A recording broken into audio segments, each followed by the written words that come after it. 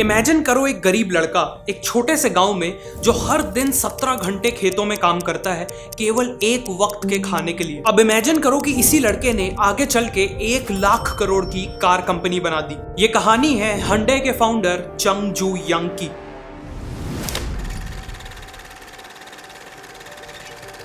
चंग जू यंग का जन्म 1915 में हुआ था कोरिया के एक छोटे से गांव में। उनका सपना था एक स्कूल टीचर बनने का, लेकिन फैमिली की फाइनेंशियल कंडीशन इतनी खराब थी कि वो खुद की एजुकेशन भी पूरी नहीं कर पाए। उन्हें बचपन में दिन रात अपनी फैमिली के साथ खेतों में काम करना पड़ता था, लेकिन इतनी मेहनत के बाद भी ऐसे कई दिन होते थे जब फैमिली के पास एक वक्त का खाना भी नहीं होता था। प्रॉपर कपड़े और मेडिकल केयर तो दूर की बात है। चंग को लकड़ियां बेचने के लिए कई बार पास के शहर जाना होता था। वहां उन्होंने देखा कि लोगों के पास सफिशिएंट खाना है और उन्होंने अच्छे कपड़े पहने हैं, वो भी बिना दिन रात खेतों में काम किए। ये सब देख के वो अपनी गरीबी और अपनी फार्म की लाइफ से फ्रस्ट्रेट होने लगे और अपने लिए भी एक बेटर जिंदगी चाहने लगे। एक दिन उन्होंने एक न्यूज़पेपर आर्टिकल में पढ़ा कि पास के एक शहर में एक बड़ा कंस्ट्रक्शन प्रोजेक्ट लग रहा है और उस प्रोजेक्ट के लिए वर्कर्स की जरूरत है। ये पढ़ते ही वो सोच में पड़ गए और उनकी धड़कनें तेज हो गई। और 1932 में 16 साल की उम्र में चंग ने एक चौंका देने वाला फैसला लिया। वो अपना घर छोड़कर शहर भागने वाले थे। एक रात चंग अपने एक दोस्त के साथ चुपके से शहर की ओर निकल पड़े। करीब 160 किलोमीटर चलने के बाद वो कोवॉन शहर पहुंचे और वहां कंस्ट्रक्शन लेबरर का काम ले लिया। काम काफी मुश्किल था और कमाई काफी कम, लेकिन चंग काफी खुश थे क्योंकि वो लाइफ में पहली बार इंडिपेंडेंटली कमा पा रहे थे। करीब 2 महीने तक ये सिलसिला चला, जिसके बाद वो पकड़े गए। चंग के फादर ने उन्हें ढूंढ लिया और उन्हें वापस गाँव आकर फार्मिंग में लगना पड़ा। उनके लौटने से फैमिली तो काफी खुश थी, लेकिन चंग खुश नहीं थे। इन 2 महीनों के काम ने चंग के अंदर कंस्ट्रक्शन और सिविल इंजीनियरिंग का पैशन जगा दिया था। ऑल्सो वो जानते थे कि खेतों में काम करके वो कभी भी गरीबी से बाहर नहीं निकल पाएंगे और इसीलिए वो 2 बार और भागने की कोशिश करते हैं, लेकिन दोनों ही बार उनके फादर उन्हें कुछ ही दिनों में ढूंढ लेते हैं। फाइनली 1934 में 18 की एज में वो अपना 4th एस्केप अटेम्प्ट करते हैं और इस बार उन्हें कोई नहीं रोकता। वो सोल पहुंचते हैं जो आज के दिन साउथ कोरिया का कैपिटल है। वहां उन्हें जो भी काम मिला उन्होंने वो किया। सबसे पहले एक कंस्ट्रक्शन लेबरर, फिर फैक्ट्री वर्कर और फिर फाइनली उन्हें बोक्योंग राइस स्टोर में एक डिलीवरी बॉय की जॉब मिली। कस्टमर्स और शॉप ओनर्स उनके काम से इतना इंप्रेस थे कि 6 महीने के अंदर ही उन्हें डिलीवरी बॉय से स्टोर के मैनेजमेंट संभालने की जिम्मेदारी मिल गई। इसके बाद चंग ने काफी मेहनत की और अपने बलबूते ही शॉप को ग्रो किया। 1937 में स्टोर के ओनर सीरियसली बीमार पड़ गए और उन्होंने एक सरप्राइजिंग फैसला लिया। चंग की मेहनत को देखते हुए उन्होंने स्टोर को चंग के हवाले कर दिया। 22 साल की उम्र में चंग अब एक एम्प्लॉय से बिजनेस के ओनर बन चुके थे। अगले 2 सालों में चंग ने और मेहनत की, मार्केट में ट्रस्ट और रेपुटेशन बिल्ड की, जिससे बिजनेस तेजी से ग्रो हुआ। एवरीथिंग वाज गोइंग वेल कि तभी एक ट्रेजेडी हो गई। वर्ल्ड वॉर 2 का टाइम था और उस समय कोरिया में जापान का रूल था। जापानीज चाहते थे कि उनकी मिलिट्री को वॉर के समय सफिशिएंट राइस सप्लाई मिलती रहे, जिसके चलते उन्होंने सभी राइस शॉप्स की ओनरशिप ले ली। चंग से भी उनकी राइस शॉप छीन ली गई और सालों की मेहनत से बनाया हुआ बिजनेस एक ही झटके में खत्म हो गया। चंग काफी दुखी थे, लेकिन उन्होंने हार नहीं मानी। अगर मैं दिलो जान से कुछ भी काम करूं तो मैं उसमें सक्सेसफुल हो सकता हूं। इस सोच के साथ वो ऐसा बिजनेस ढूंढने लगे जिसमें जापानीज गवर्नमेंट का इंटरफियरेंस नहीं था। बहुत जल्द उन्होंने कार रिपेयर बिजनेस में जीरो डाउन किया और 1940 में 3000 वॉन का लोन लेके एडो सर्विस गैराज खोला। लेकिन इस बार किस्मत इतनी खराब थी कि खुलने के 1 महीने बाद ही गैराज में आग लग गई और सब कुछ जल के राख हो गया। चंग की सिचुएशन काफी डिफिकल्ट थी। उन्हें अपना लोन चुकाना था और कस्टमर्स को भी आग से होने वाले उनके लॉस के लिए कॉम्पनसेट करना था। एक नॉर्मल इंसान ऐसी सिचुएशन में इजीली हार मान सकता था, लेकिन चंग ने हमेशा की तरह प्रॉब्लम को फेस किया। उन्होंने 3500 वॉन का फ्रेश लोन लिया और पहले से भी अच्छा गैराज खड़ा किया। चंग ने देखा कि कस्टमर्स की सबसे बड़ी प्रॉब्लम थी कि उनकी कार रिपेयर होने में कई हफ्ते लग जाते थे। इसीलिए उन्होंने स्पीड को अपना मेन फोकस बनाया। जहां कॉम्पिटिटर को एक सर्टेन रिपेयर के लिए 20 दिन लग जाते थे, वहीं चंग का गैराज उसी रिपेयर को 5 दिन में कर देता था। उनका गैराज इतना सक्सेसफुल हुआ कि अगले 3 साल में यानी 1943 तक उनकी वर्क फोर्स 80 एम्प्लॉइज तक ग्रो हो चुकी थी। इस टाइम तक चंग ने अपना पूरा लोन रीपे कर दिया था और फैमिली को भी सोल में सेटल कर लिया था। बिजनेस तेजी से ग्रो कर रहा था और तभी एक और मेजर डिजास्टर हो गया। जापान को वर्ल्ड वॉर 2 के लिए वॉर रिलेटेड इक्विपमेंट्स बनाने थे, इसीलिए जापान ने उनके गैराज की ओनरशिप ले ली और एक लोकल स्टील प्लांट से मर्ज कर दिया। एक बार फिर उनकी सालों की मेहनत से खड़ा किया बिजनेस उनसे एक झटके में ही छीन लिया गया। चंग वापस से स्क्वायर वन पे आ चुके थे। उन्हें अपनी फैमिली के साथ गांव वापस लौटना पड़ा, लेकिन इस बार उनके पास 50,000 वॉन की सेविंग्स थी और वो कॉन्फिडेंट थे कि वो फिर से एक बिजनेस बना लेंगे। वर्ल्ड वॉर 2 के खत्म होने के साथ साथ कोरिया में जापान का रूल भी खत्म हो गया। कोरिया के नॉर्दर्न एरिया में सोवियत यूनियन का इन्फ्लुएंस था और सदर्न एरिया में अमेरिका का, क्योंकि इन दोनों ने वर्ल्ड वॉर 2 में मिलकर जापान के अगेंस्ट वॉर लड़ी थी। इसी के चलते कोरिया नॉर्थ और साउथ कोरिया में डिवाइड हो गया। 1946 में चंग वापस सोल आ जाते हैं और अपना कार रिपेयर बिजनेस रीस्टार्ट करते हैं। बिजनेस पुराना था पर इस बार नाम नया था, हंडई ऑटो सर्विस। हंडई मतलब मॉडर्न। कार रिपेयर का बिजनेस ठीक ठाक चल रहा था कि तभी चंग ने नोटिस किया कि अमेरिका अपनी मिलिट्री फोर्सेस के लिए बिल्डिंग्स बना रहा है। उन्होंने कंस्ट्रक्शन बिजनेस में एक बड़ी अपॉर्चुनिटी को स्पॉट किया। उनके पास कंस्ट्रक्शन का ज्यादा एक्सपीरियंस नहीं था, लेकिन उनके अंदर कंस्ट्रक्शन का वो पैशन अभी भी जिंदा था जो उन्हें अपने यंग डेज में एक लेबर की तरह काम करके मिला था। और इसीलिए उन्होंने 1947 में 31 की एज में हंडई सिविल वर्क्स कंपनी को एस्टेब्लिश किया और कंस्ट्रक्शन बिजनेस में एंट्री ली। शुरुआत में उन्हें काफी छोटे मोटे काम मिले, लेकिन 1950 आते आते उनकी कंपनी को मेजर कंस्ट्रक्शन प्रोजेक्ट्स मिल रहे थे और अब यही उनका मेजर बिजनेस बन चुका था। सब कुछ ठीक चल रहा था कि तभी कहानी में एक और ट्विस्ट आता है।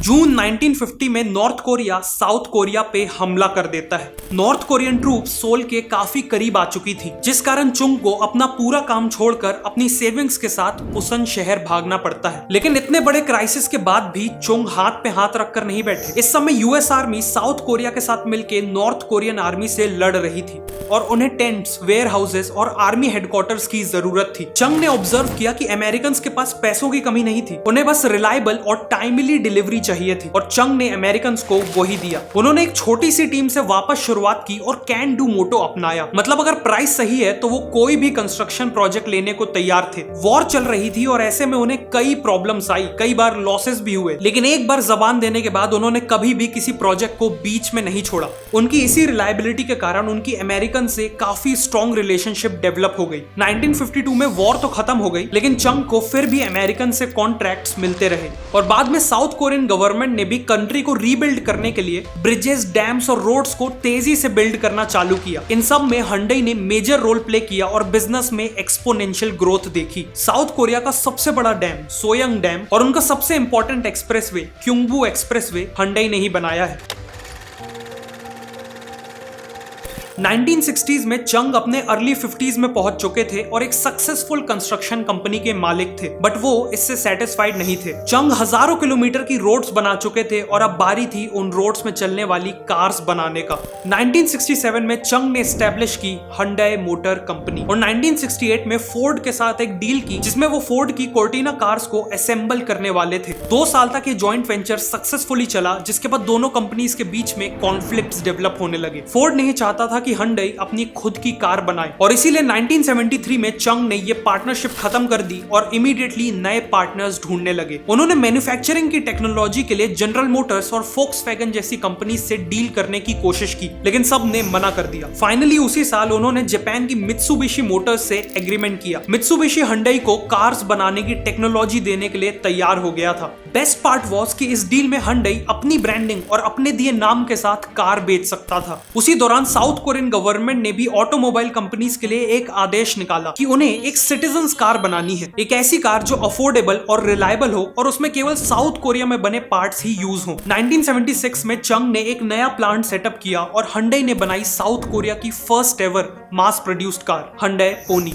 अपनी अफोर्डेबिलिटी के कारण ये कार साउथ कोरिया में इतनी सक्सेसफुल हुई कि देखते ही देखते हंडई ने 60% मार्केट शेयर कैप्चर कर लिया और वहां की सबसे बड़ी कार कंपनी बन गई। लेकिन एक कैच था, साउथ कोरिया का टोटल कार मार्केट केवल 30,000 कार्स का था, जो प्रॉफिटेबल होने के लिए सफिशिएंट नहीं था। Also Hyundai pony south Korea में जितनी बड़ी सक्सेस थी, ओवरसीज मार्केट में उतनी ही बड़ी फेलियर थी। कार की क्वालिटी अच्छी नहीं थी, गर्मी में पेंट उड़ जाता था और उसमें रेगुलरली मैकेनिकल इश्यूज आते थे और इन्हीं रीजन से हंडई मोटर कंपनी पिछले 7 साल से लॉसेस में चल रही थी। लोगों ने चंग से कहा कि उन्हें यह कंपनी जितनी जल्दी हो सके उतनी जल्दी बंद कर देनी चाहिए, लेकिन चंग के डिसीजन ने सब सबको शॉक कर दिया। कंपनी बंद करना तो दूर, वो एक नई कार फैक्ट्री बनाने वाले थे जिसमें हर साल 3 लाख कार्स प्रोड्यूस हो सके। कंपनी के मैनेजमेंट को यह डिसीजन समझ में ही नहीं आया। आखिर 30,000 कार्स के मार्केट में 3 लाख कार्स कौन खरीदेगा? बट चंग को इसका जवाब पता था। साउथ कोरियन इकोनॉमी तेजी से ग्रो हो रही थी और हर साल हजारों लोग पॉवर्टी से निकलकर इकोनॉमिकली एम्पावर हो रहे थे, जिसका मतलब था कि अगले कुछ सालों में कार्स की डिमांड तेजी से बढ़ने वाली थी। प्लस Hyundai की नई कार्स को स्पेसिफिकली फॉरेन कंट्रीज में एक्सपोर्ट करने के लिए बनाया जाने वाला था। 1980 में यह फैक्ट्री रेडी हुई और 1982 में Hyundai ने कई सारे इंप्रूवमेंट्स के साथ अपनी पोनी 2 कार लॉन्च की। ना केवल ये कार साउथ कोरिया में सुपर हिट रही, बल्कि उसे अफ्रीका, लैटिन अमेरिका और कनाडा जैसी कंट्रीज में भी सक्सेसफुली एक्सपोर्ट किया गया। अगले कुछ सालों में Hyundai 4 लाख कार्स बेच के प्रॉफिटेबल हो चुकी थी। Hyundai अब ग्लोबल लेवल पे एक डिसेंट कार कंपनी की तरह एस्टैब्लिश हो चुकी थी, लेकिन वर्ल्ड का टफेस्ट और बिगेस्ट कार मार्केट यानी यूएसए को क्रैक करना अभी भी बाकी था। इंटरनेशनली एक डिसेंट कार कंपनी से एक मेजर कार कंपनी बनने के लिए यूएसए में सक्सेसफुल होना जरूरी था। Hyundai ने जब यूएस मार्केट को स्टडी किया तो देखा कि जापानीज ने कॉम्पैक्ट कार्स का सेगमेंट कैप्चर कर रखा है और यूएस कंपनीज का मिड और लार्ज साइज मार्केट में ऑलरेडी कट थ्रोट कंपटीशन है। इसीलिए Hyundai ने सब कॉम्पैक्ट मार्केट को टारगेट किया, जहां कंपटीशन वर्चुअली जीरो था।